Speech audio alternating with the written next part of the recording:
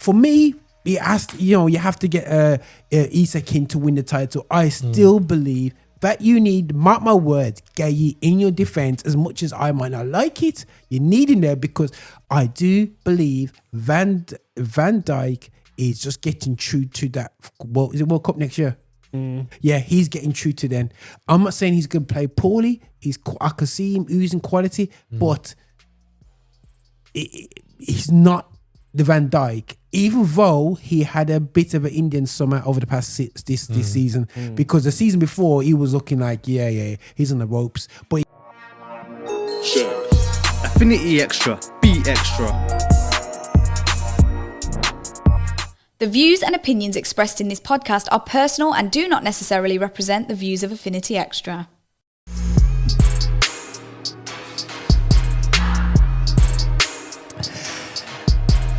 Yeah, people. It's a grim day here in Birmingham. Still, we are here in the headquarters of Affinity Xtra. We've got a show where I feel like I've just been I don't know how can I describe this. The studio got infested. I think is the best way to describe this. Yeah, you can say that. You want, bro. It got infected by something. Yeah, I know one there. So people, it got infected. It got me infected. But people, I've had to drink the biggest level of coffee today. Black coffee, pure. Pure. You had to prepare for this show. But this is your host here, Roger Moore, on Affinity Xtra, celebrating gospel music, black origin. But we're here to talk about the football talk. Let me open up my eyes, because it can be ready. Because I am well known for being a Man United fan from back in '84. We do. What I'm saying, from back in Ron Atkinson days. That still, yeah. And we've got the on my left, we got the Tottenham converted to Liverpool fan. I'm saying, DJ Marx. What I'm saying?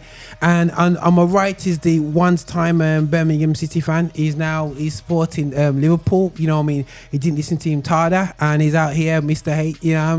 Defying his father. We're gonna let Roger talk his nonsense here, right? Because he's getting it all out now because he knows what's coming. He knows what's coming. Let him have his little goal now, because he knows what's coming. Oh, people. So that's the introduction to the show. So you guys got a bit of a background for these guys. They've been quiet for many years. Now and again they make a noise. A League Cup now and again. A bit, now again selling Matt Manneman now and again. The one that is still. So that a bit of noise. But now they're getting a bit the second worst ever Premier League ever behind Leicester. They won last season, which has been documented, I've said, but they won because they stood strong. So we're here to analyze them holding a trophy this season, and how the season starts, and how they feel like spending 130 million on a player like Wirtz, and they're going to explain to me where they're finding this money from, what back end of Liverpool did they find that money, to buy all these players and buy more players, and we're going to go through the transfer and just general football talk here today, people. So I suppose I'm just letting rip, man, and just knocking, getting them down and knocking them out, I'm saying, on the floor. Still, have your turn. Yes. Have your turn. Because when it starts, it's going to start. Have your turn, bro. So today's show, guys, it's going to be a nice, simple show. It's going to be nice, simple. It's going to be like, obviously, we're going to be analysing, just see how the season started. We're coming to the end of the transfer deadlines, what should be covered, should have covered, what happened or whatever. Obviously, we can't say who's going to win the league yet, because things ain't really settled down from there. But we'll have a hints to what's going on. But anyway, still, yeah. But listen, where do you guys want to hit first, man? Are we looking at the first weekend of games? Are we looking at transfers? Yeah, let's go to the first weekend of games, man. First weekend of games. Okay, cool. So what are we saying? Let me look at his fixtures list. So I think the whole thing got kicked. Was Liverpool the first game? I think there was no game on the Thursdays. Thursday. Yeah, okay, Friday. So you guys nervous Friday? We call that. Huh? Nervous Friday. Well, why? Why are we nervous? But we came in champions. What are we nervous about? No. Hold on a second. 1 second. Didn't Semenya make you nervous? What for? All right. Okay. Listen. All right. Let's be honest. Was you impressed with Liverpool? Now, next to both of you now, yeah? Were you thinking, or are you still giving your players time? Words? Because I didn't realise he was playing. See, for me, I'm looking at it and I'm thinking to myself, formation-wise, we're playing a new formation. We've gone from playing a 4-3-3 system into a brand new system where we haven't got so far we've not played with any DM. And that was pre-season as well when we was testing out a few. We had a couple games where we played this new formation in slots attempts to basically fit in the new players as well. And I'm looking at it and seeing the 4-2 game against Bournemouth. I noticed the defensive problems even pre-season. Yeah, man. And I saw that in this game. But again, I can't say too much in terms of putting blame on the guys or nothing like that because, like I said, it's a new formation. I mean, defensively, that's not changed, but it's the same. Yeah. Pretty much the same back four, apart from obviously. Actually, no, I can't say that because we've got Kirkes and Frimpong. So it's the two wide players are new. New guy up front. We got new guy just behind him, and in attack, literally the only two players which are there, which are from last season, is Salah and Gakpo. And even Gakpo wasn't playing like first team every game. So I'm looking now and I'm thinking to myself, you know what? I'm pleased with this because the team had to adjust. I'm just hoping they don't take too long to adjust because we've got a season to play, we've got a title to defend. And part of me is actually hoping that they'll go back to the old formation, just put Wirtz on the left and keep our DM with Gravenberch, but we'll see what happens. But yeah, overall, I like the performance. They allowed the team to come back in, but Liverpool have been good at keeping their head kind of like focused and getting back into games, even when they've dropped points. So yeah, for me, it was fine. Go on, H. Were you nervous? When Semyon was cooking up, what do you mean, Kirkes or whatever his name is? Nah, because you know what it is? Go on. It's not just the formations that's changed. We've lost a lot of like key players to how we play. So obviously last season was the Salah season where Salah scored basically all the goals, set up all the chances. And if it wasn't Salah, it was Trent. So now you take Trent out of the team. So obviously defensively you get a little bit better with Frimpong and Bradley. But then attacking wise, you're not feeding through that right hand side as you were. So everything's not flowing through Trent or Salah because now you've just spent 113 million on Wirtz to be that creator guy essentially. In the middle. Yeah. And I feel what will end up happening, we'll play this 4-2-3-1, especially when we're attacking.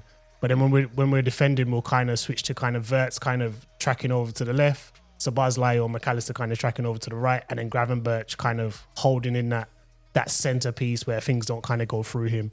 We've also got to remember those first two games, Crystal Palace, Community Shield, and Bournemouth had no Gravenberch. So we haven't even seen how the team's really going to function with the main cog, one of the main cogs in the wheel. So I think there's still things to change. There's still things that we're going to need to adapt to, especially with the new players in key positions as well.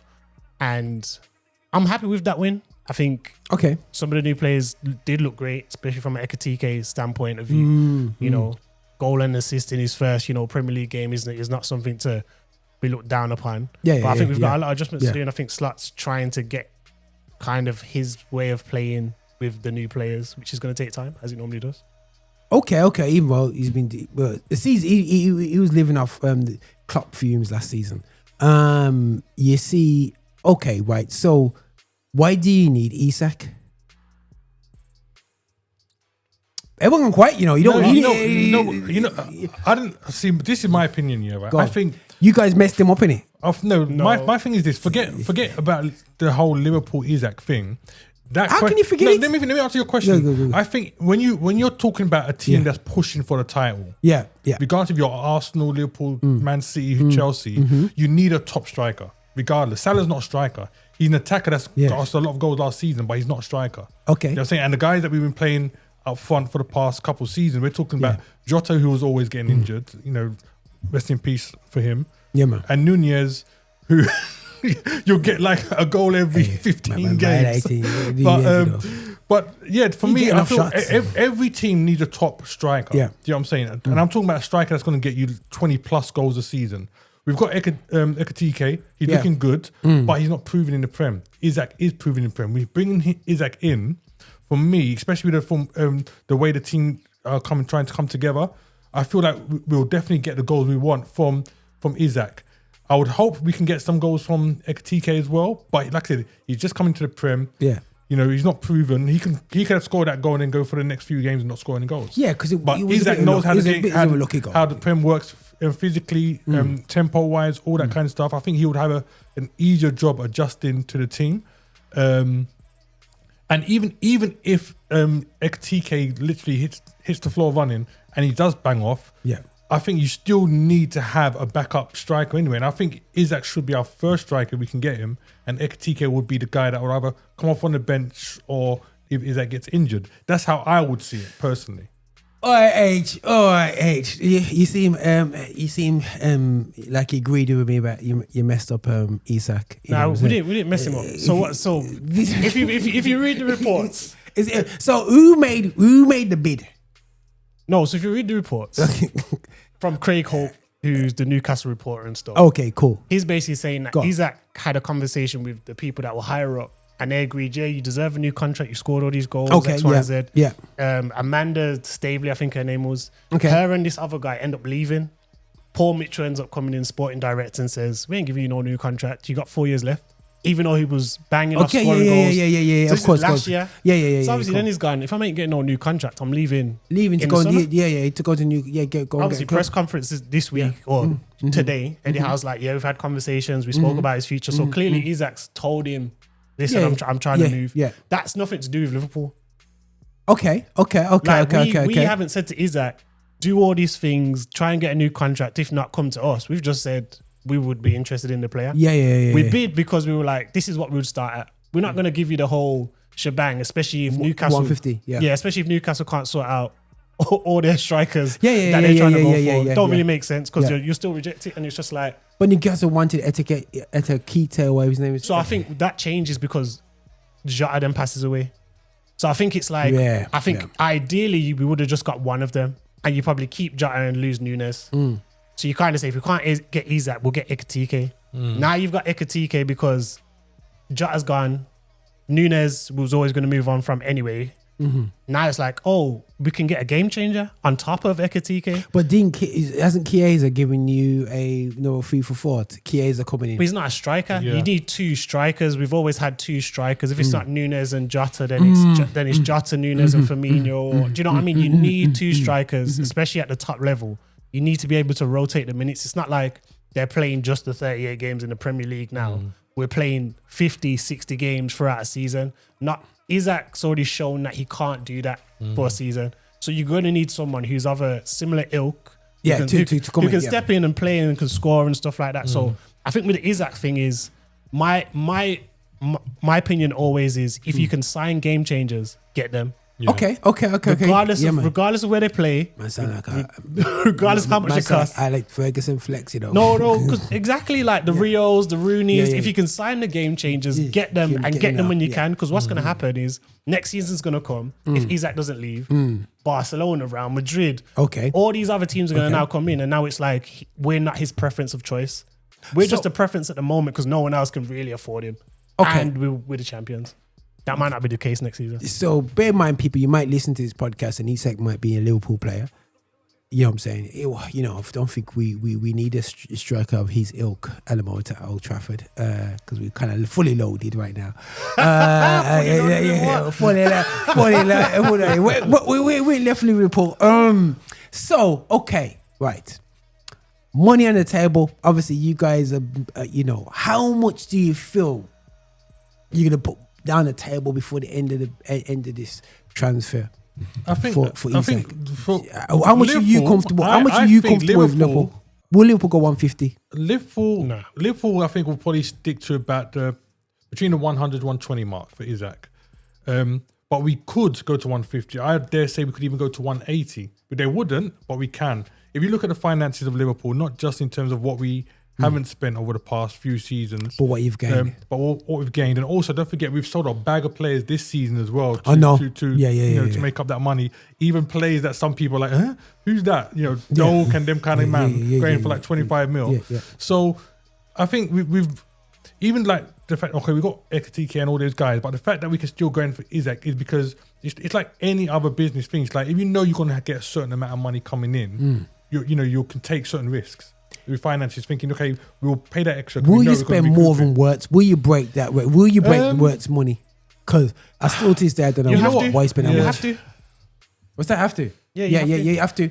Me personally says you can't tell me that Isak is less than Wirtz. You know what I'm saying? Wirtz is not in the same category as money wise as and they both like got contract time left. Obviously, you know what I mean. And Wirtz 100 million. I think he was overpriced. I think he should have been at least 80. But that's just me. You know what I mean? You spent the 130 on him. Okay, cool. But you got to look at the context. Though. The context is Wirtz is 22, Isak's 26. So you're not paying for Wirtz of 22. You're paying for Wirtz of 24, 25 when he's hitting his prime. He should be the main man. Fire, Joe, boy. That's guaranteed money. Wirtz ain't guaranteed money in the Prem, you know. Yeah, but Isak Wirtz could end up like Schweinsteiger. You know what I mean? But Isak's also got an injury record, so it's kind of like you're paying for. You don't get injured in the German league. No, but you got to remember Isak's already been in the Prem. So we're buying someone who's in the Prem, showing that they get injured in the Prem to come to a team who's probably a bit more intensity, probably asking a bit more of you, not just, scoring goals and assists and that, but off the ball. Yeah. That's going to cause injuries. And obviously, Isak's built like me. He ain't the biggest guy. Like he's not got loads of muscle or anything like that. He's built like me, slim, tall, when you're running at fast paces, things can happen, especially if you got longer limbs and stuff like that. There's all this kind of research around it. So I think if you're buying Isak, you're buying him because he's proven and he's 26 years old, and you're probably going to get the prime of his years right now. Whereas with Wirtz, you're kind of investing in Salah's going to go in 2 years. So let's invest in someone who can create rather than we've just lost Trent. We're going to lose Salah. So let's integrate Wirtz into our team now whilst we can get him. Yeah, I think as well, like when you're a top team, especially one that's pushing for championships, you can't be successful without taking risks. You know what I'm saying? You can't. It's like if you think of, and I'm talking about, if you think of the top 5 teams you would say over the past 10 years, right? At some point they've all dug into their pockets to buy a certain player because they've this person can help us in this regard. Whether that's worked out or not is another thing. But you have to make risks here, right? To try and guarantee that, not even guarantee, but to help you make that success that you want. Like Haych said, with Wirtz, the guy's young. We can say what we want to say about his figure now, but if he starts popping off for the next 4 or 5 seasons, nobody's going to remember that figure. And he can still sell him on, innit? He still sell him at the end. He can sell it to usual route. And the thing is, it's not. And those risks are not just when you make finances. Or sometimes it's not even a finance thing. Risk comes as part of the game as being champion. You look at what you need and think Salah didn't cost us a whole lot. In fact, like Salah went to Chelsea, that he didn't have much success there. He went to Roma. He wasn't banging up like he's doing. 30 odd or something. So they were saying and now so that's what I'm saying. So you take risk on players, whether it's about the cost or whether you think they might bring something in for us, whichever way it looks. And if that person can help you win titles, I mean, Liverpool have proven that we can win the title minus Isak and Ekatike. Okay, we lost a few guys along this season, but we've proven that without you got the firepower. Yeah, you got the firepower. Without a striker, we never had a striker that was Yeah. giving us 25 goals. You know what I'm saying? Yeah. It was all coming from Salah. Yeah. You combine, if Salah can have a repeat season like that, and we can get people like Ekatike running, Isak comes in. But I he's agree running. and disagree with you at the same time. Yeah, let me throw at you, because Liverpool, since Klopp has come in, has not ran with a striker scoring more than 20 goals. So I hear what you're saying, your point, but with the change of system, the expectation this season is, but from the past, even if you got Nunez up front, you're coming from the Firmino up front. The only reason that we've not had to go and spend big money on a big striker is because we've been fortunate to have attacking players on a wide side, which will get us the goals. Mane and Salah were banging goals for us. And then Firmino was a nice combination with them, man. They were the most feared front three in the whole of this planet for a long time. Do you know what I'm saying? Because they were dangerous. So Firmino was a top goal scorer. And that's what I'm saying. But he was doing a certain amount of work for them guys. That's what I'm saying. Is like I feel that Gakpo's always said he would like to play on the left hand side more than up top. This could probably be his first season where he'll probably play most games on that left hand side now. especially when you're talking about no Diaz, no Nunez. Do you know what I'm saying? So he'll probably be seen on the left hand side his favorite position for this season. But yeah, I just feel like we've not had to have that guy because we've had other attacking options which have given us those goals. Yeah. But now that we haven't got that same level of, because I think Gakpo's good, but I don't think he's still going to give us like the Mane threat that we had, for example. So you have to look for other places where there's going to be goals. And if, God forbid, something was happened to Salah last season, we don't win that title. You know what I'm saying? So you need to make sure you got Has goals. anything happened to Salah? Apart from African nation? Last season, like I don't think we had any problems there at all with Salah. But again, Salah's not going to be in Liverpool forever. You know what I'm saying? Next season could be his last one. But I think you need to be looking at thinking to yourself, you know what, we've got goals from Salah, but if Salah gets injured in the next game and he's out for the rest of the season, where's the goals going to come from? You know what I'm saying? You need to make sure you've got people in your team that, regardless of what you're doing, can get those goals for you. And I think that's where other teams have suffered. Like Arsenal had that problem because most of their goals were coming through Saka. Okay, so they didn't have a top guy at the top. What are you guys saying? It is out of 10. How important is it for you to get Isak this 10 season? Being what? 10 being it's a must. We need to get Isak before to play up front this summer. So for me, it's a 10 if we want to win the league. Okay. If we want to guarantee we're going to win the league. Okay. And that's purely because Salah's going to Afcon. Afcon is this year. So when Salah goes Afcon, we need to be able to distribute those goals and assists and all those kind of things across that front three. Verts is going to help with that immensely, I believe, by the time we get to that point. Okay. But if we want to win the league, defensively, I don't know how great we're going to be in the midfield because of the change in formation. That still remains to be seen. But then on top of that, if you don't know how good you're going to be defensively compared to last season, the only other thing you can do is outscore the other team. So you want to get the people in that are going to be able to help you outscore the other team. One of the things that I think Liverpool have done well, which we failed with Nunez in getting Ekatike and potentially Isak, is you're getting a hybrid of a Firmino type player who can hold up the ball, who can set people up, who can provide assists and all those who can run into the channels and allow other people to run behind him. But then they've also got that other side of them where they look like they can score goals. Isak's shown us that. Ekatike is in his bright start has shown us that in the first 2 games he's played for us. So it's kind of like we've now got probably the striker we've been looking for, but probably didn't need because we had Salah. So I think Isak is probably for me personally, if we want to win the league and challenge for the Champions League, I think Isak is a 10 in terms of how important he is to get. Okay.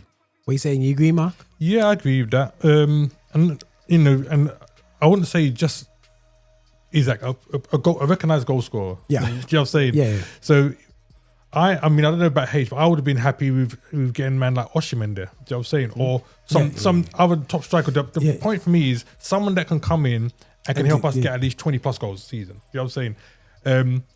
And especially like Haych was saying, we're talking about a season where you're playing for the league, the Champions League and all the other cups on top of that.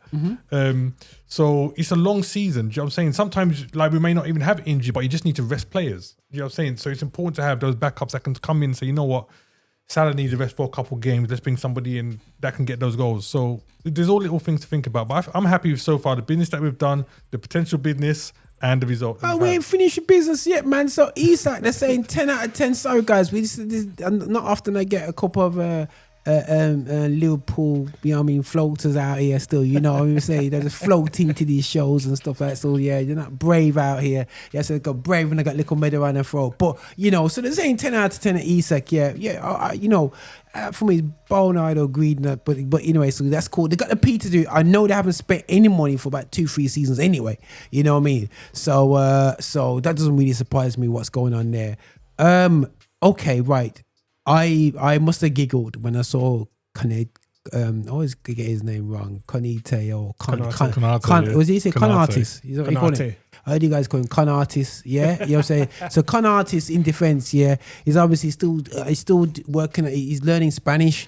So the reason problem when you're learning Spanish, you forget about you know any of your French. You forget that you're still playing in England. So obviously he's still, you know what I mean, he's working down his contract down, you know what I mean. Where's this going?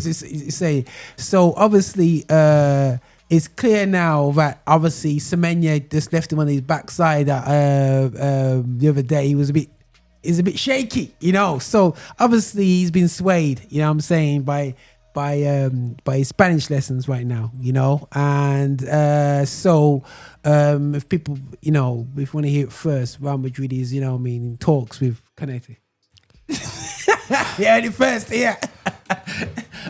Wait, when you see there's nothing going on at Man United, these fans come out and chat the most rubbish. I tell you, the most rubbish, bro. So obviously, the most rubbish. Obviously, you know, Liverpool's doing their teething from other potential competition. A teething from Newcastle, who beat them in the they're trying to teeth off Newcastle. Isak, who beat them in the One Below's Cup last season, and then now they're going to try and teeth from the current FA Cup champions.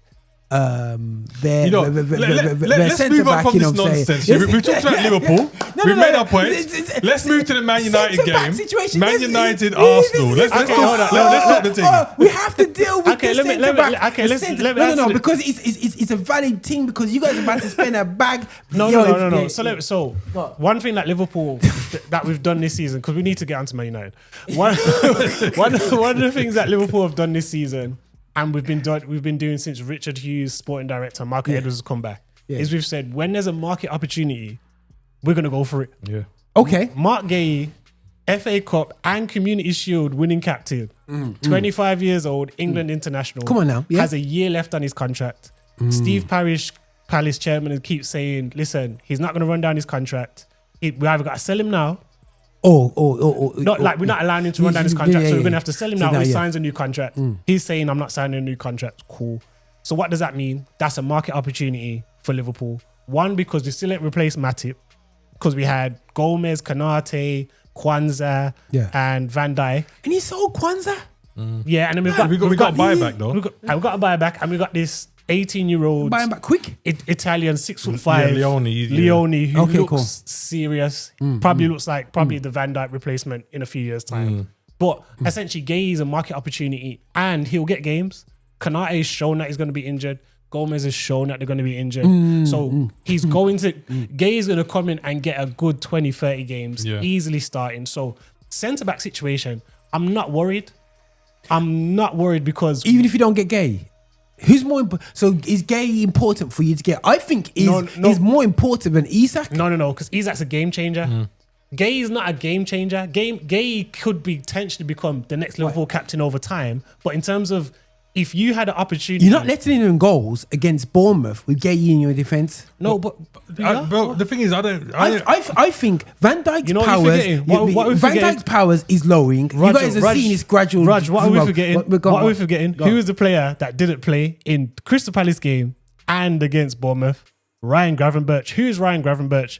The young player of the year in the league. So it's a good one. Phenomenal season. So we're missing one season, but phenomenal season. No, so we're missing the DM. We're missing the guy that was defensively the cog between the midfield and the defense. So if you take that out, and then you say to Konate, okay, you don't have to run over to the right side now to cover Trent. Now we just need you to play centre back. Early on in the season, where he's like, oh, okay, now he's got to now adjust, because it's not just as simple as, oh, I know what I'm doing for the last 2-3 seasons. I got to run over and cover Trent because Trent's going to go on his wonders, or he's going to get beat. So I got to be on that side. Now it's like, no, just defend the box. So there's a lot of change, and we didn't have a key cog that was, if you could argue Gravenberch was as important as Salah to winning the league last season. 100%. So if you take Gravenberch out, then obviously the team's going to look totally different. All right, so I'll be honest with you guys. Yeah, you need Gay.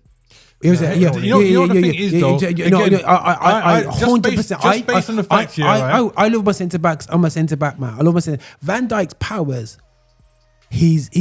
I've been fading, man. You know what I'm saying? And he had a bit of a perk, but he's drank some coffee, and he don't know if he's gonna last for these next 2 years. But here's the thing, though, Rog. He should have tapped out. Even with what you're saying there, the reason why that whole conversation is irrelevant is because when you check the finance of Liverpool, we got money to buy both. you understand? We've got money to buy both. It's not a case of do you want to get Isak or Haych. Okay. We can go out and get both of But them, which man, is the and most done. important one? Isak? Haych? No, Because your it's not defense Haych. needs to get sorted before the extra. We just need Gravenberch back. We can't have a Yeah. serious discussion until Gravenberch comes back. When's he back? I heard he's back Next soon. game. Next game against Newcastle on Monday, which is going to be an absolute mad game. So guys, if you watch the game before you listen to this conversation, whoa, that's a game, bro. Yeah, For yeah, God. It is. That's He a said, serious game. yo, I was helping you somebody guys- with their you- fantasy abuse, team, bro, and I was man, telling them I don't even that's know who abuse, to man. put in because Newcastle against Liverpool has always been a tough game. Yo, parents, please mute the channel if you're going to watch that game because it's going to be at Newcastle. Yes, that's it. Yo, mute the channel, man. Do not put no mics into the crowd because pure bad word. Saving grace is, as far as I know, Isak's not playing that game. No, he's not fit. No, he's not so playing. No, he's not playing. that's He's a not saving fit. grace for us. He's declared not fit, man. And You the know other what I'm person that gave us a bit of headache in the last time I think we played them or the game before that was Wilson, and he's gone as well. So They ain't got a striker. saying? Yeah, no, straight up ain't got striker unless they get Jackson. But they're not going to get him in time to play. yeah, on not Monday. in time. Yeah. Jackson was he'll deal. But anyway, let's leave through. But anyway, either way, guys, I do feel that for me, Liverpool, I just put it out there. I'm praying that you don't win the title this season. Just putting it out there. God, you know me. God answers prayer, I believe. But Not all the time, bro. That's why you guys finished 15th. Listen, man, I rest, Man, I rest. We just resting, Yes, we just rest. You saw the tweet that went out, didn't it? You guys finished 15th, played your first game, and still 15th. guys, don't worry about these little. Can I be honest though? Go on. I don't believe Liverpool win the title without signing Isak. Yeah, no, I hear where you're going. No, I agree exactly with what you're saying right there because I think that, to be honest, TK looks great. Yeah? With the change of formation and the pressure with the central areas, I believe that Isak, he can play a withdrawn role. You know what I'm saying? He's proven that he can. So even if Wirtz fails, or even if TK just needs to calm down, he can come on into either one of them positions, and he can play wide left and right as well. I've seen him play wide left, I believe, when he was at Sociedad back in the day. So he's got the ability to do that. So for me, you have to get Isak in to win the title. I still believe that you need, mark my words, Haych in your defense. As much as I might not like it, you need him there because I do believe Van Dijk is just getting true to that. Is it World Cup next year? Yeah, he's getting true to then. I'm not saying he's going to play poorly. I can see him oozing quality, but he's not the Van Dijk, even though he had a bit of an Indian summer over the past this season, because the season before he was looking like he's on the ropes, but he came through with Indian summer. Well, don't miss out Leone, man, because we're talking Leone. Okay, He's a top CB.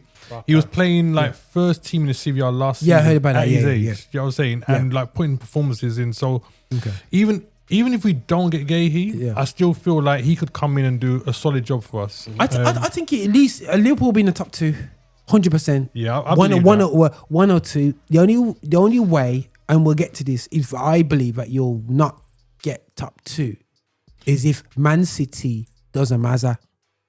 I can't see. I can't. I see think it's going to Arsenal. be between Arsenal. I think they've got the one thing which I think they're missing. So it'll be interesting to see what they do this season. What's that? Well, all last season and the season before they need a striker, but we'll come to them. Let's go to Man United. Okay, no, we're going for the games. We're going for Arsenal. Let's go straight to Man United. United. Go to Man United, man. We're trying to leave it there. Okay, I see what you're trying to do. You're trying to leave it to the last 5 minutes here, man. You're trying to rush out and say, guys, I got to go. Yeah, sorry. Let's go there, bro. Okay. Right, so let's look at the lineups of Man United. So Man United was able to fill the team. Obviously, we're still doing some business in right now. How do you feel about your team now? The new look Man United. I am actually shocked that we was able to do what we've done. I was surprised too. Yeah, I ain't gonna lie for anybody saying I know my club. All I know is say if we could get Cunha and a Sesko or Cunha, but that was like the most I could see us really doing. But then to be talking them three, even talking Belieber, goalkeeper, and all this talk. I'm Belieber's going, not coming whoa. anymore. You know, say, well, no, it's not coming anymore. But there's still where there's a will, there's a way. You know, there's still He's not time. coming, bro. Let it go, man. Let it go, bro. He's not coming. So you never know. You know me, some shing. You know what I mean? So you know what I'm saying. Just Celica Hoyland, Anthony, Sancho for a little five around the corner. You know what I'm saying? When we nice, yeah, we got that money ready. But either way, Euro was always going to get better because he showed that he's one of them guys who got the character, young character, just not used to the pace of the Premiership. You can see he's like, yo, this is the madness. This is 90 minutes of absolute. You can see it in his face. Delete, I've always been calm about. Always. I don't think he's Van Dijk replacement for in terms of Dutch capacity because he hasn't got them Bantu traits, you know what I'm saying, and pace and all this crazy. But he's like, I'm not saying he's a Dutch Maguire, but he's like he's like a lighter, slightly faster, slightly more agile, better ball playing of Maguire, and he I saw him do some madness in the FA Cup last season against Arsenal. He was saving the ball, making some ditch. Yeah. I like him. I don't know what the heck this boy called Shaw's doing on the pitch anyway, so forget he can forward on that one. Delo, it is what it is. Just the centre of the park is my concern with Man United right now. Yeah? I got a question. Go on. I'm being honest, because I know what the answer is. Go on.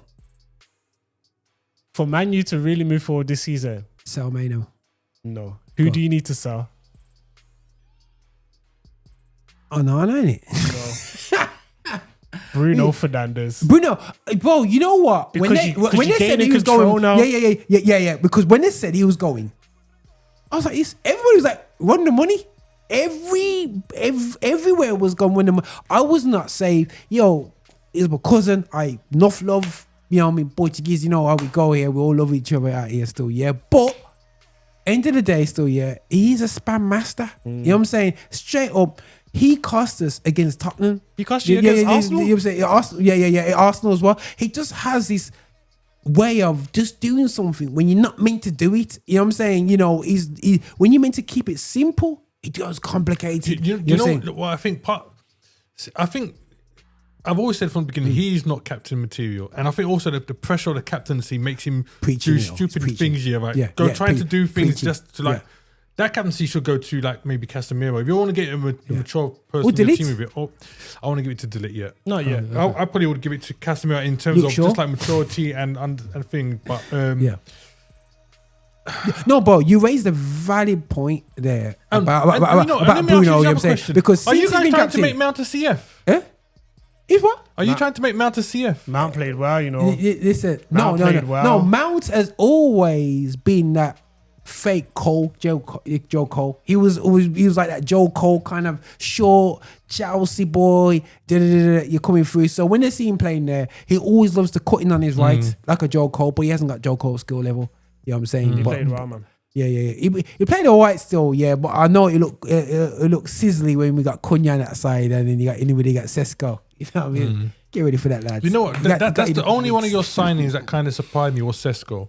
In Bremo and Cunha, I kind of thought, well, they're coming from teams which are basically lower than United in terms of like reputation. So, and like they're not used to European football. So, but Sesko, even though he's coming from Leipzig, he's used to European football. And I did not think he would come to United because he wasn't going to be playing any European football at all.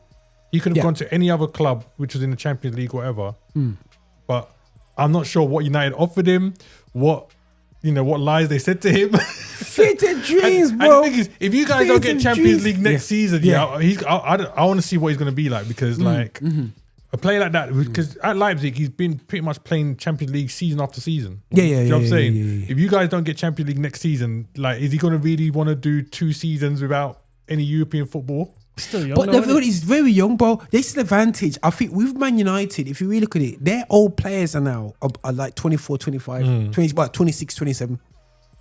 Well, the 26 break. And Bremo, he looks like, boy, you know, when whatever. He looks serious. He looks serious. Cunha looked like, I remember when Cunha cooked us 2 seasons ago when Onana first came to Old Trafford and he almost bozo the gene then, and I thought, yo, this guy is looking like when he left Atletico Madrid, looking like the player that he should be, kind of like he could do something, and he's been doing it.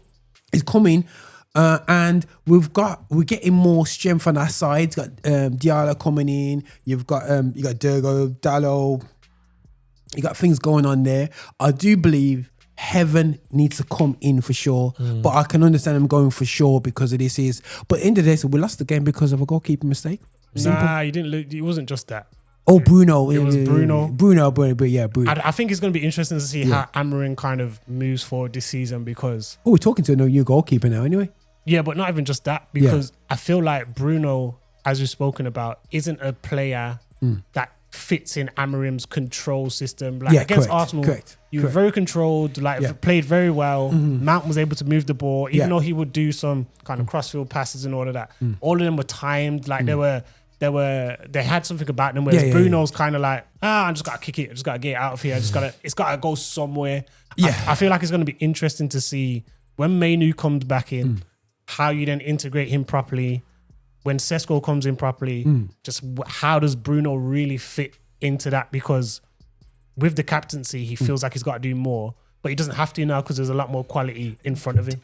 I think you guys are going to be relying heavily on Sesko because United, for me, one of the problems that they had that's very similar to what Arsenal had was the lack of a top guy in terms of at the top. You've got Sesko now, and it'll be interesting to see how well he does. But that last game, you guys are saying Bruno, blah, blah. I still think that part of the reason you guys didn't win is because based on that problem still, because you guys had 22 shots. You know what I'm saying? 22 shots in the game ain't no little thing. But when you look at the shot to like on target ratio, you guys didn't do better than Arsenal. You had 22 shots and 7 on target. I think Arsenal had nine shots and 3 on target. So the ratio is about the same. You know what I'm saying? In terms of like how close they come to chances. Now, if Arsenal can come, don't forget, Arsenal scored that first goal. They didn't really need to come at you guys. You know what I'm saying? And they got 2 top defenders in Saliba and Gabriel. So it was on for you guys. And like I said, I couldn't understand why it took so long for Sesko to come in. I know he's not fit, he's not ready completely yet, but for me, that was one of your biggest problems as to why you did that, because there was opportunities that came across. Like I said, 22 shots. You know what I'm saying? Yeah. So it's like, I'm wondering. You gotta say though, let's be 100. Yo, that was setting up for cooking based upon last season. If you based upon last season, Arsenal should have came and cooked us. Simple as simple as that. We'll be dead food. But the only thing that's made Man United fans say that they cooked Arsenal was the possession. We did. No, listen, seriously, possession. Game. But like I said, if I'm Arsenal, I score 1 goal. I'm not worried about possession until you're proper threatening us. You guys can keep the ball. Arsenal were worried. Arsenal was worried. I don't know. But the thing is, bro, Arsenal was worried. I didn't feel like Arsenal were like playing like terrible. I felt like there was an element of control they still had. Like they're 1 goal ahead. It was up to you guys to come at them. Okay, right. Let me give you a different perspective. Forget Man United. You as a prospective league winners this season, you eye up the threat. You go into the room. You eye up the threat. You eye up the threat. Firstly, look at Man City. Go, okay. Let's see who they're going to buy. And you're going, there could be a problem because Pep might just get some some random big buy. You know what I'm saying? What they're gonna do, Donnarumma goalkeeping wise going forward, because you can see Adilson kind of he's gone past his sell-by date. Edison's gone past his sell-by date. So, what's gonna, if they get Donnarumma, could just rebalance things, or get another proper goalkeeper anyway. You look at who else is up there? Tottenham Hotspurs, that's a threat. And you look, can they do? Nah, they're Spursy. No, put them aside. Put them aside. None of them Far East to go, a problem, but they'll end up killing themselves, obviously, because they got the chairman that they have. See this, that you kick them aside, Chelsea. You're saying Chelsea, you watch the game with Chelsea, you think same problem as last season. Same problem as last season. Wait, this season. You look at Arsenal, they got the Glock. And the Glock, they got no bullets in it. You look at that, and you're going, Van Dijk can pocket him if Dijk can pocket him. Let's be real. Yeah. Is there anything on Arsenal? Did Arsenal show you anything Why do you think? but No. you know, Why? bro. Why do you think they've gone for Eze? Why do you think Arsenal's gone for Eze? Because Look at Martinelli. Martinelli's out for the whole season, pretty much. Havertz. Sorry, Havertz. Sorry, got me nervous. I was like, whoa. No, not Martinelli. yeah. Havertz. Sorry, yeah. But Have not. That's why they've gone for Eze. Well, Jesus is coming in. Jesus is coming back. So if Jesus is coming back, that's a lot. If Jesus is coming back, bro, yeah, all things will be all good. So Jesus is coming back. Bro, listen, I'll tell you now, bro, yeah. said no to Jesus. The whole Gyökeres thing is very similar to what we were saying about people like Wirtz and Ekatike. They're playing with a new team in a new formation, which they weren't playing last season with the team Of that course, they came of from. course. Yeah, right? I respect that. So you don't. So Gyökeres has to learn. Okay, what's Saka's movement like? What's Martinelli's movement like? You know, who's playing behind me? Is Ruben Mendy, Odegaard? What them man? You know, if I make this run, are them man going to find me? All these little things he's got to work out. Yeah, of right? course, So, of course. to say on the first game that they got no bullets, yeah, I don't think that's the thing. Well, they had no My bullets in the thing first is, game. Like I said, it's not even just because it's Man United, Arsenal. If Liverpool playing any team, yeah, right, that's a threat. If you see we go ahead, obviously we try to get another goal. We can get another goal, yeah, right. But we don't need to fully come at you out of defence. No. But the Especially thing when is, we're playing based away from upon home. If Arsenal's instead we go to Newcastle in our next game, but and we see we go 1-0 ahead, if them man can control it from the back here, right, I'm happy as long as they don't let Newcastle score. Yeah, Newcastle can keep the ball. But the thing is, bro, this is what I'm saying to you. Looking at the Arsenal team, yeah, what you saw against Man United, knowing where we came from last season, and looking at what you want to achieve this season, who is more of a threat, Chelsea, Man City, or Arsenal? It's too early to say. Too early to say, man. No. Arsenal's made some decent signings. You're preing the situation. No. You know the signing's gonna happen. You're preing it. All right, You know. Okay, Arsenal. All Arsenal- honesty. Yeah, you ain't bought your teams. I can't remember the last time I feared the Chelsea side. Even if they're signing they got, I don't fear Chelsea. Okay. I feel like we're in more danger playing Arsenal than I would against Chelsea. That's just me. Chelsea have bought players, but I still don't feel like they're a team. Arsenal has had to go on by Eze, not because of have-nots, yeah, or Havertz. Forgive me, I'm gonna be professional here. Havertz, because of Havertz, yeah. You know what I'm saying? Let's be real. And Jesus as basically shot blanks, yeah, over the past couple of seasons, yeah. They've had to basically have the money, wait all this time, which is stupidness because they had the money long time, yeah, and should have got Eze from 4 weeks ago, 5 weeks ago. But they waited till now. But because the reason why they had to go for him now, they could not. After the weekend, they said no, Martinelli. I don't think that one game didn't make a difference, bro. It made a difference, it bro. didn't make a difference in terms of Bro, themselves, it made a bro. I don't difference, think it man. did. There's two things that I believe made the difference. Okay, go on. I think the first thing was the fact that Havertz got injured, because now it's like, okay, we need an attacker to fit into that left wing space. Because I can imagine their thinking is, Havertz is injured. We can now play Trossard as our backup striker. We're going to need someone on our left wing now. So it's either sign another striker, but Havertz is going to come back, or sign a left winger, which we've always needed.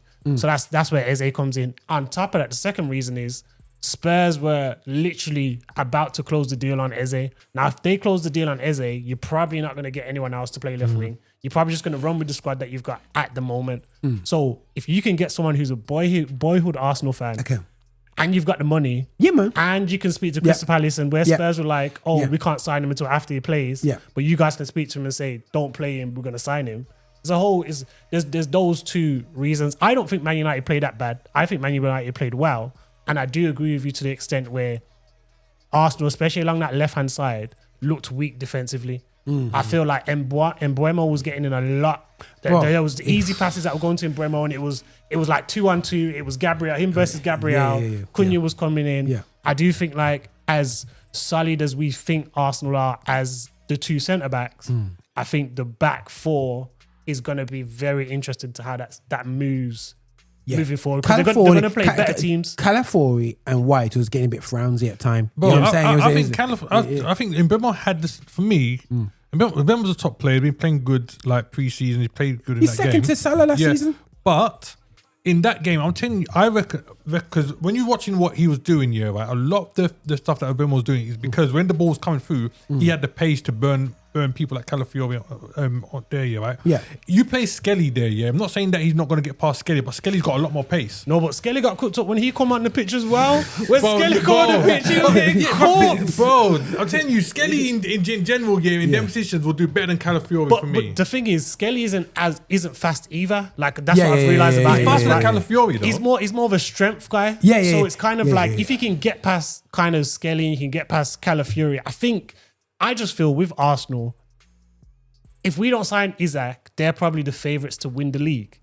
But again, that all depends on how they are in the wing back positions for me personally. Because you raised a very, very valid point there, because like I said, when you go to Man United, flip it to Man United, and a lot of people are hurt because of this Mano situation. You know what I'm saying? And this is the problem with football these days. Another problem. You've got to have a next level of pace and everything on top of skill sets. You know what I'm saying? Once they know your skill set, once players patterned you up, it's a different thing. Yep. That's why I love Gravenberch, because he's an athlete before football. Yeah, he hasn't got the techers of a Manu, even though he's got great, Dutchman, they got techs anyway, but he's not a Manu kind of tech type of player, even though on the ball. Manu's that tech guy. And what stifles Manu is the fact that you got Bruno. Yeah, because you almost have to play your captain ahead of him. So, but the thing is, Manu don't, just because he's a black dude, he doesn't have them. He just doesn't have them believe. But you know what I'm saying? Guys. Listen, right, guys. Let me just tell you a little story of myself. Yeah, I'm fast. Yeah, you know what I'm saying. I didn't realize I was fast until I was 17, 18, playing with other black footballers. When you go to a white school, you're beating people, and you watch the Olympics and you assume just because you're black, everybody's fast. But when you go to start playing for a team from Handsworth and everybody's black in your team, you realize, hold on a second, why am I still fast? It's because I'm fast or because I'm being black. So do not assume because we're black, even though we are the fastest beings on this earth, that we are fast. And I think sometimes we assume Belieber is probably a similar profile physically as Manu, but that brutal pace. The engine's different. 100%. And this is the problem now with football, and when coaching it, is that young ballers are more into tech than into athleticism. You know what I'm saying? And you've got to be a beast. You got to be a fighter. You got to want this. You got to be able to run back. The running back that Mbeumo does. Because Mbeumo ain't tall, he ain't big, but he's powerful. You know what I'm saying? Cunha, these guys are running up and down. Durgo, he's just proper, bro, up and down like athlete, proper. These things are more important, because the scary thing is, guys, you can train technique in football if you train every day. If you're not, being an athlete, I think that's going to make the difference for United this season, because I think when you look at, like you said, the engine people like Mbeumo have, Dogu and them, man. United need that in their midfield. I mean, you went for a season where you was playing Casemiro alongside Eriksen, bro. And I'm like, what's going on? Listen, man, I saw Casemiro running back a couple of times against Arsenal, bro. I was like, this hamstring don't go. Because he was running back like an old dude, bro. I was like, yo. But I'm loving Casemiro's performance, but you need the legs, man. Yeah, if you haven't got legs, you need something else about you. Because over the years, football's a bit different now, but over the years, there's been players that have shown they don't necessarily have the legs, but they've got such a skill level in other areas that it makes up. So guys like Pirlo, for example, wasn't the fastest guy, but that guy could pass that ball around mad. Exactly. Same with people like Xavi as well. Do you know what I'm saying? And that could still work today, bro.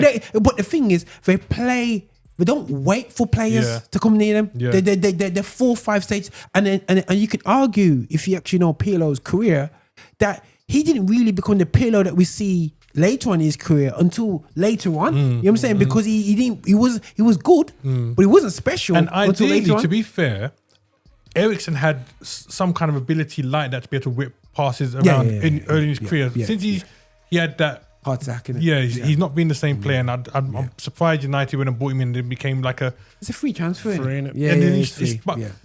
But they were desperate. I think that's the other thing. Like with United, they're at a stage now in their kind of post Sir Alex stuff where it's like they just need to get the right types of players. Like it's no longer, let's get the names in like it was with the Ibrahimoviches and all those kind of types of players. It's can we get the right type of players to fit the system? Yeah, can we get the right type of players to fit the system? Because I feel like, as you said, I agree with Marx, like if you don't have that engine in the midfield, a player like Wirtz, a player like Cole Palmer, a player like, you know, even at the smaller teams, like you'll see them just pick you apart by just having a player just sit in between those two, whoever's playing in that two, and pick you apart from there. Yeah, no, 100%. And I think this is where if you guys listening in and Man United's got a centre midfielder in, I'll be like going, thank you, God, because like I really do like Ugarte in terms of his actual passion of playing football. Yeah, he gets about a bit. But I'm still trying to find out which part of South America this brother is from, man. Because it's bad recruitment, man. You know what I mean? Because they got hogged winged by. That's the one thing they bought last season. Where I thought, oh boy, no, it was a big red flag that PSG paid 62 million for him, and then halfway through the season, he's not starting for them. Yeah. And then they're looking to sell him on. Like I think if Man U don't bring him on, you possibly get a draw out of that game. But he came on and was breaking up play, but not in a good way. He was fouling. He was losing the ball. Like he was once they pressured him, he didn't know where to go. So I think that's why squads are important. So it's kind of like for you guys, if a Mainu gets injured or whatever, you still need a centre midfielder now. No. And that's going to be the key thing for me as well, is that regardless of how well we can sit here and say United played, you still lost. True. And you lost the game against at home. Do you know what I'm saying? So for me, and Arsenal weren't great. Yeah. On the flip side, you know, we're saying United played well and whatnot, but on the other side that we can say, you know what, if we played so well at home, we still couldn't beat Arsenal, who didn't play great. Then have we still got major problems? Was it Arsenal not playing great, or was it Man United playing great? What do you mean? That doesn't answer my question. What? I'm saying to you that even if we say Man United played great, they still didn't beat Arsenal at home. I think should that be a red flag? No. The red flag will be us playing of clubs like Fulham. Yeah, that's the red flag, because foolishness like that what shouldn't go on like last season. Losing at Bournemouth at home, losing to getting messed up by teams like Everton. No offense to them, West Ham away, things like that. Cut that out. Forget everything else. We could lose to all the top four, but if we're gonna deal with that, we deal with them not rubbish, but deal with that day-to-day business. Going to Forest, don't let a boy called Ilanga run the whole pitch. And don't forget, one of the things that people were saying for the whole last season is that the mentality at Man United is really bad. There's something going on at the club, blah blah. And if the problem at United was so big, those 3 players you bought in ain't gonna make a difference. Because the rest of your team is still the same players from last season. But the thing is, we are getting players out. Yeah. You know what I'm saying? End of the day, still, So who have you guys sold already? Because like Rashford's gone. Yeah, Rashford's gone, but Anthony's still yours. Sancho's still yours. Anthony's on. Anthony wants to go to Real Betis, and he's just dragging it out right to the end because he wants to go to Real Betis, and they don't have the money that we want. But I heard that. We're right now the 22nd, right? So you guys have got 1 week left till the window closes, So potentially you can get to the end of the week. You still got Anthony, you still got Sancho, and then you still got the rest of the players there. And Garnacho.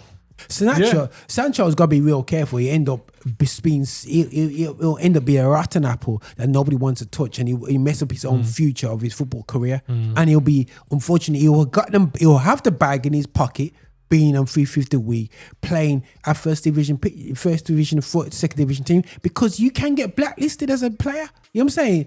And he's blacklisting himself as a player. Get out there, get another club, show what you got to do. We thought he did that at Chelsea, but when Chelsea goes less money, you're not interested. You just want the fun. And the only reason why he doesn't want to leave Man United is because he wants us to pay him out, that he's going to lose. Sorry, bro. No, that's attitude. I know people, and we here talking as black guys about this. Me and Antis had this kerfuffle about this thing with this, and it will, and he raised the point saying, you know what, why is the Amrin giving him another chance and this and that and the other? But for me, end of the day, still, his performances on the pitch hasn't matched his wages. Full stop. And I wanted him to succeed. I was like, I can't believe we got these players. So it's a new thing, fresh regime. Get the right players in, get the right attitude in, get rid of Sancho, Garnacho. You can't be cussing off management. Every time you get new management, you're cussing them off. Listen, man, we've been around Newts enough these days. They're too feisty. Don't know authority. They don't even pray at school anymore. You know what I mean? They got no fear of him. Yeah, you know but you're saying all of this. Yeah. But Man U still paid him 350k for a 5-year contract and said, here you go, like based on performance. No, wisdom. No, that's what I'm saying. So Yeah. for him, he's thinking generationally, I need to make this money. Like as much as it's not a great way to look at it, it's like I'm not gonna go. He understands. I'm not gonna go anywhere else and earn anywhere more than 200k a week. I'm on 350 now. Okay, you know why I will burn that? Yeah, right. If you are wise with money, there isn't a difference. Great difference in outcome with 100k a week and 350k a week if you know what you're doing. Yeah, I see man like Fowler, Owen have lesser money and buy streets and do property. So for me, you shouldn't be in a position after earning that amount of money. You should already have, after a couple of years, enough for generational wealth and more. So you've misspent your money and spent it wrongly. So you continue need to service your high lifestyle, get you. But end of the day, still, you've messed up because you haven't done your duty to make sure that you're the top sportsman. Top sportsman, bro. Listen, Ronaldo is an example. You take care of your physical, mental health, everything. Don't play dramas, whatever you have off pitch. You take care of it. You've been paid to take care. Listen, you have your own PT, you have your own this. And it's not just Sancho, it's a lot of young players these days. You got enough money to eat the right thing at home, to do this. It's not on an old school 10k a week. So the other side of that is clubs are paying them this big amount of money, knowing the players that they're gonna get. So they're paying these players knowing they ain't got this type of person in their corner. They ain't got maybe a money management type of person who's gonna help distribute their wealth properly, or 100%. an external kind of physio or someone they're working out with. Like clubs don't care. Clubs want who is, especially a club of Man United's kind of stature. The last few years, they've been like, I don't care what that person's doing. We're going to pay the big money and we're going to get them in. So they probably bought Sancho from who was probably enjoying his life at, it's like when people go to university. People enjoy university and enjoy that lifestyle because it's like, I don't have to go into the real world yet. Okay. Sancho's then come to Man United and now it's like, okay, you're a black player playing for Man United. That's already going to be thing that the media are going to look at. Rashford's already gone through that. Pogba's gone through that. Lukaku's gone through that. We've seen all these black players going through that. So for him, I think it's you've probably had a certain type of lifestyle in Dortmund. You've then come to Man United, which was a toxic place. And you've just kind of got absorbed into that. Remember, he's young. He's 20, 21 when he gets to Man United. So it's like, I appreciate that. It's hard to kind of, especially for young black players at Man United that are meant to, Man United end up spending big money on. If you don't hit the ground running, you kind of like you're in a bit of a Phil Jones situation. Do I stay here and kind of collect this check, or do I go somewhere else and try and play, even though there's been so much bad about Luke me Shaw, in the media? Do you know what I mean? Luke Shaw, because Luke Shaw has been, and something that Anthony raised to me is like, look at Luke Shaw. He's still earning, and he's still got a chance after chance after chance, even though he's been injured after injured. But at the end of the day, still, as you said, in the real world, as black people. We still it's the mentality of the players, but go on. So okay, not to bring it into too much, but there's a wrestler called Booker T, right? And he's got this saying that he has. No, seriously, on the real. He's got a saying that he has, which he says, it's all about checks and championships. You know what I'm saying? And that's what these players are all about. Okay. Just look at Sancho, for example. Sancho's on that big money. I'm telling you now, any player that goes to any team, at the end of the day, it's about checks and championships. Get their money and get what titles they can. Sancho only needs to play a certain amount of games for United. He's going to get a trophy around his neck if United win something. Do you know what I'm saying? And he's still guaranteed a check. And that's the same thing like players all around the place where you see like Phil Jones can be out for the whole season, bro. Come back and play 3 games and go back injured. He's still going to get a medal and still pick up that check. And then you've got to think as well, the problem that Sancho's going to have had is you've seen worse players who don't look like you get bigger moves. Of course. And they're probably worse in the changing room. They're this and that. Garnacho? Yeah, but this is what I'm trying to say. Garnacho's going Chelsea off the back of of what he hasn't been great. I would argue he wasn't better than Sancho was No, for Chelsea last no. season. Yeah, so then yeah, it's like no. Sancho's looking at it like, I ain't been that bad. I've also seen my friend Rashford, who was playing for Villa, get a loan move to Barcelona. So why shouldn't I have high expectations on my ability, my skill? Explain that. And I'm seeing Garnacho about to go Chelsea. Off nothing last season. Of course, I've got a right to be upset. Of course, I've got a right to feel like, you know what? It's either I get a good team or I stay here and collect this check. And then on top of that, it's also about the club and the directors and stuff, like the mentality they set in their club regarding contracts. Because that mess don't happen at Liverpool. No. I'm not saying that as a comparison of Liverpool, Man United, the whole rivalry thing, but man like for Curtis Jones, like past 2 seasons, he's not even been over 30,000 on a £30,000 contract. You know what I'm saying? Man, you guys are rough. Gravenberch, I think he was on. Diaz was that much? Like Diaz a was lot of the first team of Liverpool last season, a lot of them were under 100k. But the thing is, we know Man United has been ran by a bunch of bank managers just throwing money and misthrowing it, and unfortunately, guys, if you like you said, as H said, without the character, you don't know how. Ronaldo is the stage of his life. He walked in and walked out like a G. Yeah, you know what I'm saying. Walked in, bun this. I'm gonna go and play for this. I'm gonna do my team because he's experience knows what he's doing. Pogba struggled in it. But it's got to be managed by the team though. Because like Luis Diaz, for example, right. I know before he came to Liverpool, he was a player that United were also looking at. I know for a fact if he goes United, he's on 150,000. Yeah. You know what I'm saying? All this time it was at Liverpool, he's been on 55. Yeah, I know. I totally hear what you're saying. But again, I always say this to people, and just for myself now operating life, man, you know, you can blame it on the clubs, but the clubs will be here when you're dead and gone. You know what I'm saying? You know, at the end of the day, still, you know what I mean? I would say I want Sancho to go out there, do successful. I really want him to go to like Dortmund and do something cool. Just calm down your wages and just go out there, enjoy your football again. Just go. That's I want to see Sancho do, man. Go out there. You should be on enough money to just enjoy your football. You're good enough. You know what I'm saying? So for me, go back to the Bundesliga, go Galatasaray, go to Italian league, because again, like Manu, I don't see them with explosive pace. And sometimes in the Prem, the demand for the explosive pace is for real. I love man like you guy sold to Bayern Munich, Diaz. You know what I'm saying? Because he was explosive, but he was a terrier. He's that guy that, you know, you just you couldn't switch off your eyes, because even if you look up, the man's trying to tackle you. You know what I'm saying? He does a skill, which is like, how did he just do that? You know what I'm saying? And you have to fight for that ball off him. It has a fight characteristic. That's what I'm saying. There's certain players like that, but majority, like I said, it's all about checks and championships, bro. I'm telling you, it was about the football, and like there was them saying, all I want to do is play as much football as I can, enjoy my football. Man like Sancho will take a pay cut to move. Yeah. You know what I'm saying? Because we've seen players do that. I want to move you, right? So much so, I'll take a pay cut because I'm already on big money anyway. I'll take a pay cut. Yeah.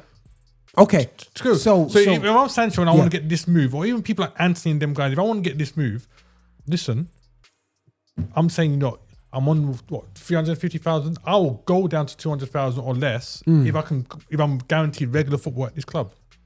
Because if he goes there on that less money and he performs, he can always renegotiate to bring his contract back up. So are you, just on the last point, because we're running out of time, but I want to ask you one more question before we're out of here, Sancho staying at Man United this season, is that a good thing or bad thing? For who? Sancho. Forget about the bank accounts, forget about his bank balance, unless, it's a bad thing unless there is a change in relationship between him and Amorim. Because I feel like Cunha, as much as he hasn't really got, like, Cunha hasn't got mad pace, but he works. So I feel like if Sancho was able, I don't think there's a way where Sancho wouldn't help Man United, if everything was cushy from a relationship Yeah, standpoint. So for me, it's yeah, like yeah. it depends on that relationship. If the relationship's going to stay how it is, Yeah. it's probably best for him to move, go back and enjoy your football, Yeah. become a star somewhere else. You're still, 24, 25? Yeah, if yeah, that. yeah. So go somewhere else and enjoy your football, like Rashford is doing at Yeah, Barcelona. yeah. Might not be that level. And taking a pay cut as well to go out. Well, he wouldn't. But anyway. go somewhere where yeah. you're going to enjoy. That's my opinion. And, Yeah. and the thing is, as well, with the whole Sancho thing, is that even if he does, the benefit for United if he does stay is that if someone like Mbeumo's injured, who do you guys have to bring in to replace Mbeumo if he gets injured for like 3-4 weeks or longer? Got of Diallo? quality? Ahmad. Man, forget about Ahmad, you know, man start sweating, you know. No, because Hamad gets injured Quite often. No, he he's doesn't. kinda- He's not as bad as Mount, but he's not going to be like. I guarantee you, like for this season, you're going to see him going off injured for a period of time. At this rate, we might still have Hoyland. Why? That's your backup striker. That's our Isak, you know what I'm saying? Right. You know, that's our Isak, man, trying to win titles, man. But overall, guys, just on the last point now, still, right, you've got, I'm not even counting Man United. If we get 6th, I'll be happy. I'll be like going, you know what? I'll rate it, I'm winning. You know what I'm saying? Good season, 100%. Right. Arsenal. Man City and we spoke about Arsenal, Man City and Chelsea. Talk to me. Chelsea. You know what? I know you're saying Man City and Chelsea, and I was saying this before. I have a serious feeling, even with Eze gone, that Palace are going to be a different team to play this season. I just have a feeling. Because that's what he's been in Croydon. I don't know. He's lived in Croydon. He's been lived in Croydon. He lived in Fulton Heath for two. I don't know what it is. If you look at Palace's games towards the end of last season, their pre-season, and even like the finals they've been in here, right? Palace, there's something. It's like something has clicked, and I just feel that Palace are going to be one of those teams where everyone's going to look at, and they're going to be performing. I reckon they're going to be this year's Nottingham Forest. No. I'm telling you, man. Guys, I'm just gonna let you know. I'll go on record to say it. Palace are going to be this season's Nottingham Forest. With no Eze, no Gay. No Gay, no Eze. I'm telling you. I'm telling you, no. I'm telling you. Because don't forget, Eze didn't play that last game that they played. In fact, he hasn't played. Has he played the last two? No, he did play. He played against Chelsea. He didn't play in the European game. He played against Chelsea. Yeah, that's the last game. That's a real game anyway. You know what I'm saying? But now, sorry guys. I'm telling you, mark my words. So what are you asking, Raj? Palace are going to be a different I'm asking. team. Okay, anyway. Looking at Man City. Yeah.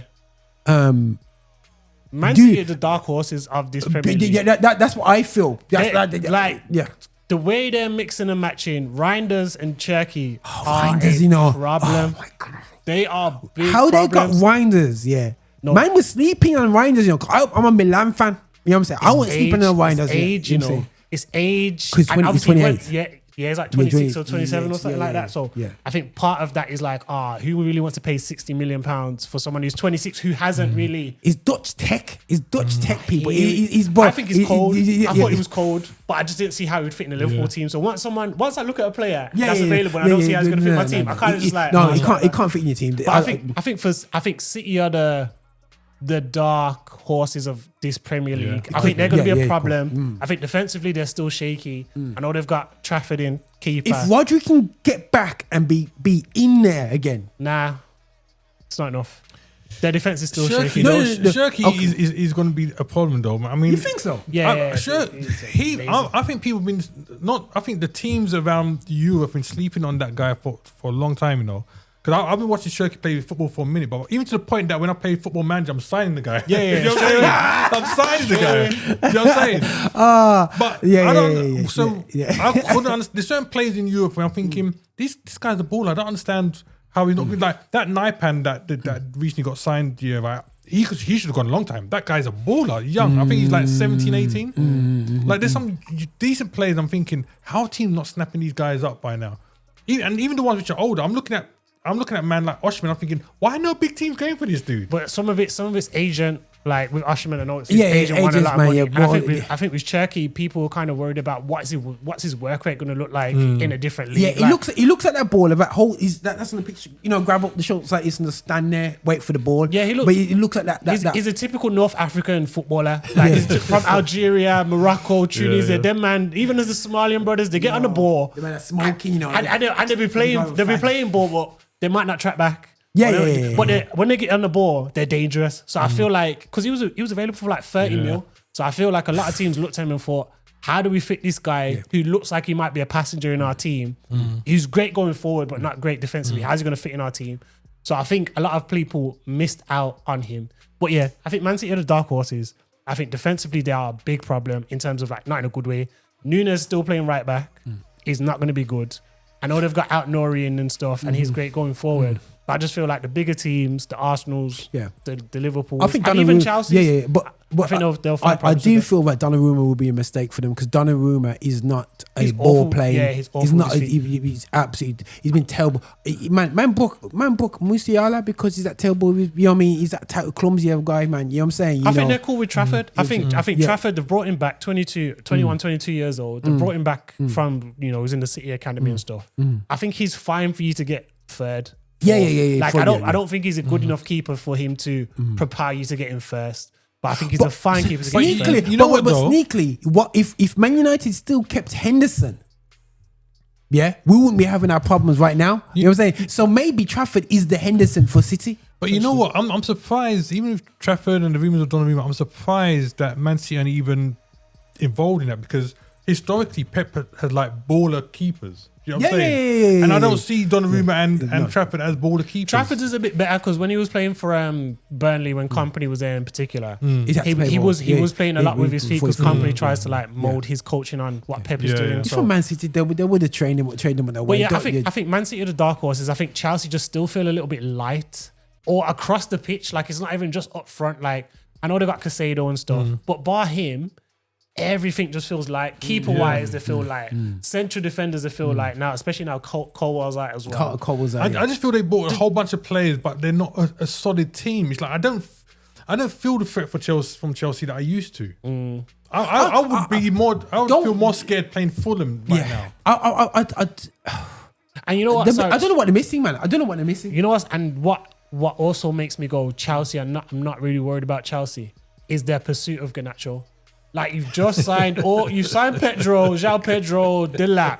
You've got Neto, you got Estavio, you've got all these players who can play on the wings. You sold Madueke, and in your head, the missing piece is Garnacho. You know what Chelsea remind me of, bro? Chelsea remind me of the, back in the day how you used to collect them football cards. I feel like Chelsea are just doing that. They're just collecting players, bro. Man, some house, but them Premier League cards, they're just collecting players, sticking it on their book and done. Garnacho, I hope to God we do sell him back because we need some kickback off Mount, and one there. but no, I out of the two, I think Chelsea. You're right. You're 100% right. Man City is the one. Man City can just buy a Mazda and just get a good, solid somebody at the back. Be amazing. Yeah, for them as a team. Because I saw them against Wolves and oh my goodness sake. Man, you blink and on goal. It's Wolves, bro. It's Wolves, bro. It is Wolves, though. Yeah. But you play Bournemouth, man. You play Bournemouth, man. You know what I'm saying? No. It's different. Bournemouth got Semenyo who has scored against, I think it was like most of the top 6 last season. And he scored against us, and then he scored against us twice again. They got Salah for whatever his name is, isn't it? Yeah, it's a whole different thing going over there over Wolves. You don't expect Bournemouth to really be around where Wolves are in the table. No, I feel you. I feel. But I think, you're right. Man, I said it from the beginning, guys. You heard me at the beginning of the podcast. I do feel Man City is the problem one. I feel that Arsenal will stink their way to a second or third. I think they stink it, and I think Arsenal fans are going back into George Graham mode. Yeah, we're trash now. Arsenal there's a difference maker for them. Like, okay, that's a good point. I'll take that. I'm not saying he's like going to be like I'm not saying like if we bought him, he'd be a massive difference maker for us. But in terms of what they need, they're missing out on that creativity. Yeah. They need someone who can play from that left side. No. Like you add him into the mix. Yeah. Their whole team potentially looks different. Because the thing is, as Man United, you just lean over to Saka's side a bit more. You know what I mean? And you can double up on him. And you know nothing's coming over the other side. You know nothing's coming. You see Martinelli, you got him. Yeah. Let him shoot. Saka, you're like 3-man diving from every angle. So I think Gyökeres, and I also think Gyökeres isn't the player that a lot of Arsenal fans have hyped him up to be. Like I don't think me and an Arsenal fan have always said we don't think he's that good on the ball. We don't think his pace translates from the Portuguese league into the Premier League. We saw that against Dijk many a time on when you played each other. Yeah. I just don't believe that when you play those low block teams and those types of things, I don't think he's going to be the difference maker. Did he bully him, innit? Yeah. There was one point where he went in for a slide tackle and Gyökeres bunched him off the ball, but it was like, apart from that, it was Dijk all day. And he didn't look fast. Yeah. Like in first spot, and he looked like he was pacey and he was running, but I think in where we're at now, I think Eze is more, for me personally, he's more of a difference maker than Gyökeres will be for them. I think so. So what are you guys saying top 5 then? Top 5 for this season. I think I pray Man City. No. I do feel that if you get Isak, it's done. It's just absolutely so done. It's unreal. So Liverpool top, and I do believe you'll get Isak, and I do believe that you'll get Gay. Liverpool top, and guys, that has hurt me badly. Back to back champs, no, I don't know about champs, but usually you be chumps. Yeah, saying we call them chumps out here. I think second would be Man City. I think third will be Arsenal, just because, as we would say, Monk will say, Chelsea too soft. You know what I'm saying? And everyone's talking about Tottenham, but mate, they ain't got a clue what they're doing until you see the transfer deadline. Because they're absolutely clueless. They're trying to get Savio at the moment, and you're thinking, bro, if they buy Savio, Man City's gonna buy Rodrigo. Bro, don't do it. Do not do that, bro, because everybody's getting cooked. If Rodrigo comes to the Premiership, people are going to get cooked. He's a proper Brazilian. You know what I'm saying? Work hard, Brazil. They got Tekers who's not into the Vinny skills. He's just direct ball play. You know, with direct, man. And I believe fifth wise, who's fourth? You got fourth. Chelsea fourth. Chelsea fourth, man. Okay. If Arsenal third, Chelsea fourth, and then fifth, I pray it's Man United. Marx, who you got? You know, I think this will be the first season in a while I'm going to say Liverpool top. So I'm going because it's right, you know. I've always said Man City, and then it's going to be between Arsenal, Liverpool second. I'm going to say this season Liverpool top, Man City, Arsenal, and then I'm bypassing Chelsea. I'm going, even without Isak, I'm going to Newcastle. Wow. And I'm going to put my money where my mouth is and say Crystal Palace. Hey, listen. Wait. In my defense, is it Norwood? Is it Norwood? Is it Norwood? If you go back to last year's video, it's Sainsbury's going to. If you go back to last year's video, right? If you go back to last year's video, the only two of my predictions which wasn't right here, right, was I've predicted Man City to be top. Yeah, correct. Yeah, but every other thing else in my predictions last year matched up. I don't know what it is. I know you guys are thinking Eze's going, he's going. There's something different in the water at Crystal Palace at the moment. I don't know what it is, bro. I'm telling you. It's the Bible studies and the prayer meetings. I'll stick to the normal stuff here. Liverpool, Man City, Arsenal, give Newcastle fourth. Yeah. And then I'm going to just to back my word, I'm giving it to Crystal Palace. Okay. Wow. Okay. Okay, go on, Edge. Go on. If Liverpool sign Isak, hopefully Gay and another forward, either Fofana, two titles in a row. Fofana or Rodrigo. Yeah. We win in the Premier League and the Champions League. If we sign those three players, we win in the Prem and the Champions League. Cool. But if we sign Isak, we win it. I think we win the league. So I think I'll go Liverpool first. If we don't sign Isak, I'm going Arsenal first. Okay. Yeah, if we don't sign Isak, I'm going to Arsenal first. But let's just take in consideration that we do sign him, or think that we do sign him. Liverpool first, Arsenal second, City third.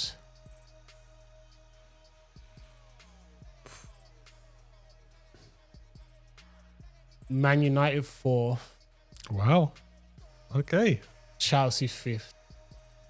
I didn't expect no love for United there, bro. Yeah, the reason why I got Man United, like it's a It's difficult tricky. one. It's He's between, logic, man. He's it's between logic. United, it's between United, Chelsea, and Forest. Like I think Forest have done well in the transfer market. But they can fall apart over the manager situation easy. Yeah, so that's why I wanted to put Forest in there, but it's just like if they go and get Go on, Ange Postecoglou, Yeah. if they're finished. Oh, bro. So for highlight. me, it's kind of like I can't put them in there. The reason why I'm putting Manu in there is because I do think Mbeumo, Cunha, Sesko once he's up to speed, I think Can you will, cook. I think you will be able to outscore teams.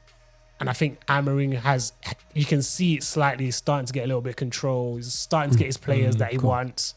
So I just think they'll sneak forth like a last day of the season type thing where Okay. they need a win and then Chelsea need a win, but Chelsea draw and then Man United draws. Man United just get in because of that, like last season. So Yeah. that's what I'm saying. But it's a toss Okay, up between cool. Chelsea and Man U for that spot. I like that, guys. I like that. I like the reasoning for today, guys. You know what I mean? Today I've been in an uncomfortable moment where, you know. weren't that bad for you today, man. It weren't that bad for you today. I didn't get hold of you. Because no. You know, it's because if we was not like how we were in the first game of the season, you two would be able to chef me up. Like, if we was the same as last season, I think I would be just dead by it. I don't think I would shoot this, man. You know what I'm saying? I have no What hope. you need to pray for, because last Yeah. season, United had a couple games where they just suddenly decided they're going to play. Yeah. And that's what I think bought a lot of time for Amorim. Ten Hag at the first part Oh, of the yeah, season. yeah. And but even for Amorim, like some of the games that you guys were like winning, I'm thinking, how the hell did you win that? And it was Yeah, that yeah, Europa yeah. League run as well. That Yeah. kind of one. So it's That game when we got So through let's that. hope this first game isn't just one of those. Listen. Because if you revert back to typing your next game, who you guys got again? Fulham. Yeah, That would be a big Yeah, tell. no. That would be a big tell. That's what I'm saying to you. When we get through it, let's see what I go on with that, man. But as I said, man, that European game where we was winning and winning. I think that almost mentally broke me. I called Melo straight afterwards, and I was like, it just felt like you don't put man through that emotion. That is, I don't care. It was just everybody's afterwards, just like going. Like you're just dribbling, going, yo, just drag me over to the side, because like I just mentally broke me. That game did, because he gave up. You know what I'm saying? You was up there, down there, and when you back up there, you're going, this is just not possible. Only at Man United. But going to next season, I'm quite excited. A lot of money are going into the Premiership. It should see a big, massive pushback into Europe as well. I think PSG, yes, they're doing their thing, and I think again. Luis Enrique is doing his thing out there. I'm interested to see what Barca does, because I do think Barca's going to be a major club to deal with in Europe.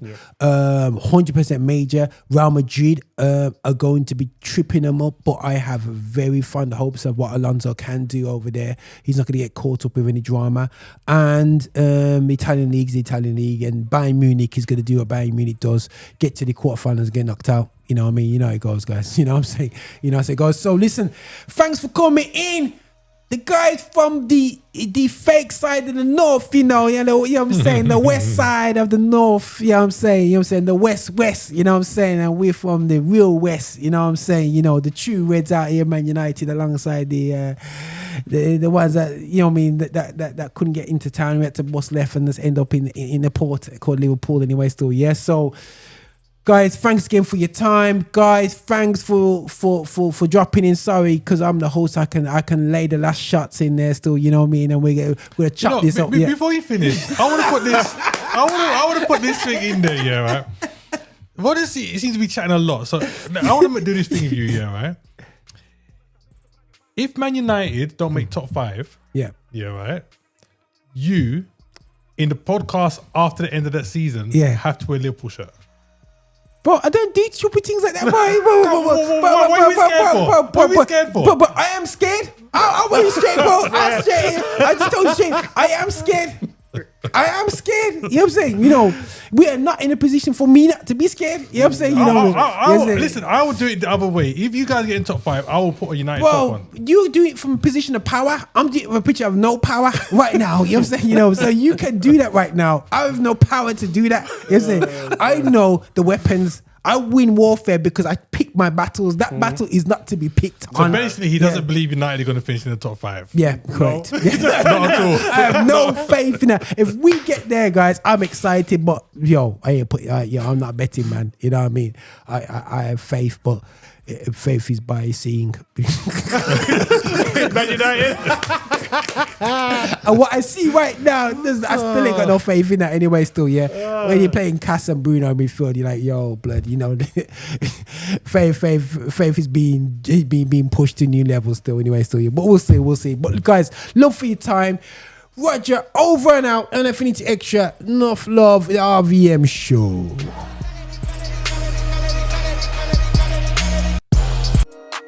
What's going on, people? I'm DJ Haych. Make sure you check out all the stuff Affinity Xtra's got going on, man. We've got loads of content, loads of things coming out. Make sure you like, share, and subscribe to the channel. You know, listen.